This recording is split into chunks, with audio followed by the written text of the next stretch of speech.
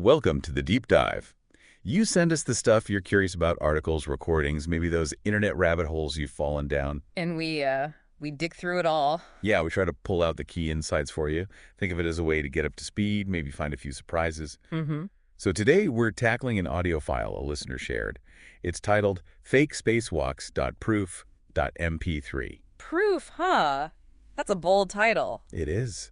Our mission basically is to really get into the arguments this recording makes against NASA spacewalks being real. Okay. It touches on, well, a bit of everything. Weird visual things in footage, but also some pretty out there ideas about language, even numbers. Interesting. So a real mix of claims then. It sounds like it's not just one line of argument. Not at all. Okay, so let's unpack this. Yeah, what's fascinating right away is just how many angles it takes. You've got the visual stuff, then linguistics, numerology. Exactly. It taps into lots of different ways people, approach skepticism about these big established narratives. For sure. Where does it start? Okay, so the audio kicks off by urging you to skiff the NASA highlight reels. Right. The polished stuff. Yeah.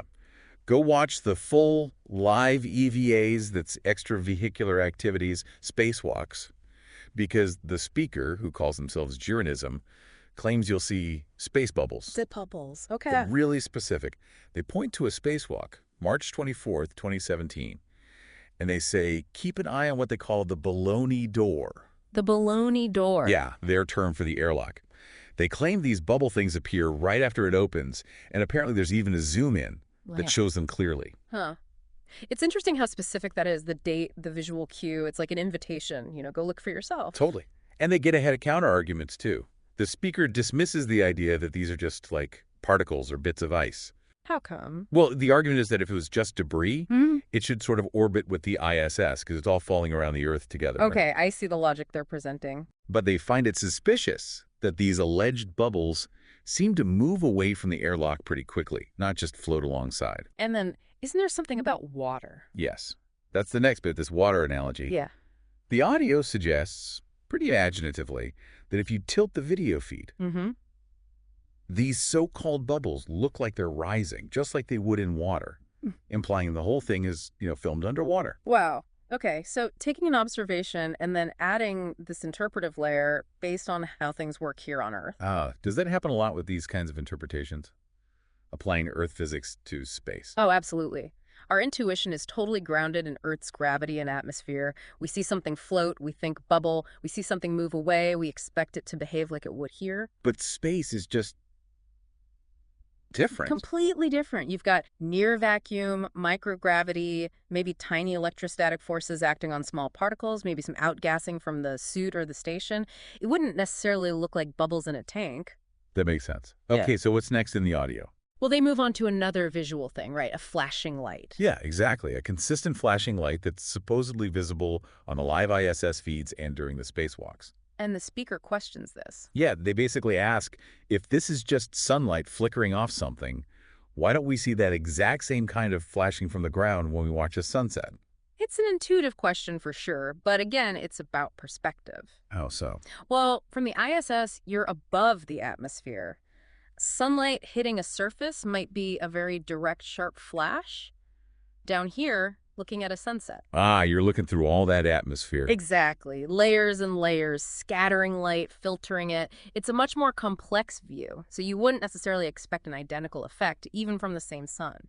Gotcha. Okay, next up, the audio gets into the footage quality itself. It calls the spacewalk video often very glitchy. Compared to the indoor ISS footage, they say? Yeah, which tends to be clear, and then they point to this one specific visual thing they find odd. What's that? In one clip, apparently, the Earth in the background seems to move with a piece of equipment an astronaut is handling. Okay. The speaker's tone is pretty sarcastic about it, like, see, something's wrong here. So what could actually cause that effect? Well, perception of movement in video can be tricky, especially with distant backgrounds and cameras that might not be perfectly still. Like camera shake. Could be, or just small movements. But also, parallax is a likely candidate here. Parallax, like the finger trick. Exactly like the finger trick. You hold your finger up, look at something far away, move your head slightly, and your finger seems to move against the background. Even though the background isn't moving. Right. So small movements of the camera or the astronaut could easily create that illusion, making the distant Earth look like it's moving relative to closer objects. Digital stabilization trying to smooth things out could also potentially cause weird artifacts sometimes. Okay, parallax. That makes visual sense. Hmm.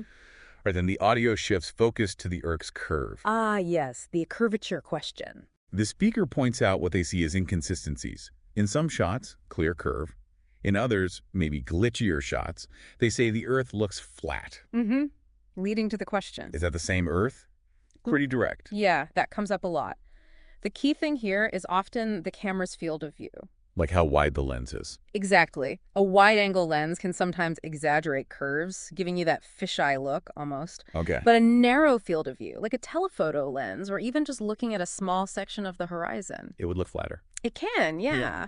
Think about looking at a tiny piece of a giant beach ball up close. That section looks almost flat, right? True. So comparing different shots without knowing the lens, the framing, it can easily seem inconsistent even when it's not. Right. Context is everything. Okay, so we've covered these visual points, Yeah. but then the audio takes a really unexpected turn Where does it go? into the meaning of the name NASA itself, using etymology. Oh, interesting. How? The speaker brings up Strong's Concordance, the Bible reference tool, and links NASA to two Hebrew words. One, Strong's 5375, apparently means to lift, carry, take. Okay. But the other, Strong's 5377, means to beguile, to deceive. Ah, I see where this is going. Yeah, they even cite Genesis 3.13, where the serpent deceives Eve, using the word nasha, which is Strong's 5377. So drawing a link based on sound similarity. Pretty much. What are we actually looking at when someone does that? Well, linguistically, it's often called folk etymology. It's connecting words based on how they sound or look, even if there's zero historical link. So NASA doesn't actually come from Hebrew. No, not at all. National Aeronautics and Space Administration, it's an English acronym. Its origin is fully documented. The Hebrew connection is, well, it's a coincidence in sound. But people find meaning in that? People are pattern seekers. We look for connections, for meaning. Sometimes we find them where factually, linguistically, they just aren't. It ignores the actual history of the words. Okay, that's clear. And the audio doesn't stop there, right? It goes into numbers. Yes, the next step is numerology, specifically gematria. Right. The speaker applies something called reverse ordinal gematria. Which is one specific system of assigning numbers to letters. To the full name, National Aeronautics and Space Administration, and claims the result is 666. And they connect that to Jordan Maxwell's work, apparently. Yeah. So what's the deal with gematria in this context? Well, gematria itself is an ancient practice often used in mystical traditions to find hidden meanings. But applying a specific system, like reverse ordinal, to a modern English name... It's subjective. Highly subjective. You choose the system, you apply it, you get a number 666.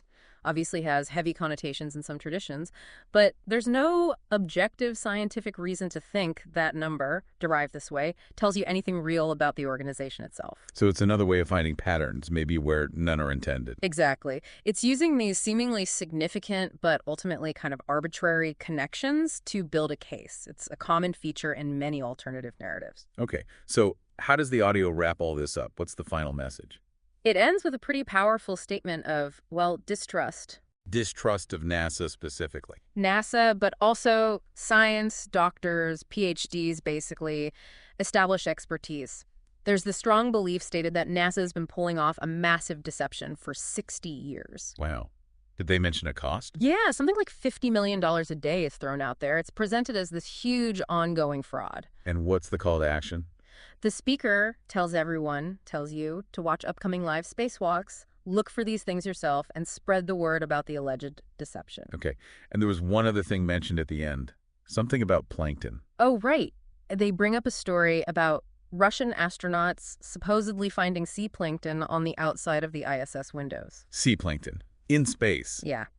It's presented as another one of those unbelievable things that turned out to be true, kind of feeding that narrative of, see, they lie and weird stuff is real. Regardless of the actual facts of that plankton story itself. Exactly. Its purpose in the audio is to reinforce that core message.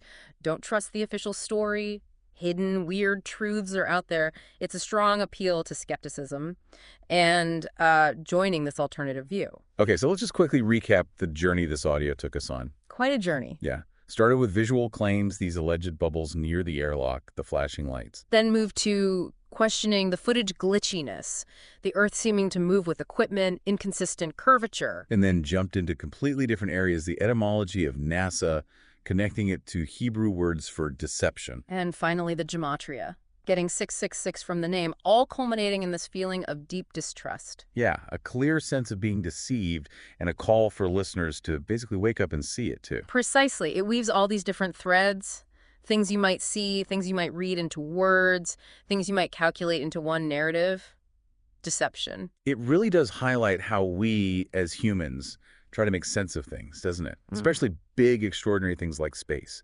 We want explanations. We absolutely do. We build narratives to understand the world. And this audio is a powerful example of constructing one particular narrative. Which brings us to a final thought for you, the listener, to maybe chew on. Think about that human drive, that need to explain things, especially something as amazing and complex as exploring space. When claims pop up that challenge what most people accept, like the reality of spacewalks, how do you evaluate them? Yeah, how do you decide what seems plausible, what's convincing? And maybe consider what role your own perspective, your own beliefs, or even just that natural tendency to want a coherent story plays in how you weigh that kind of challenging information.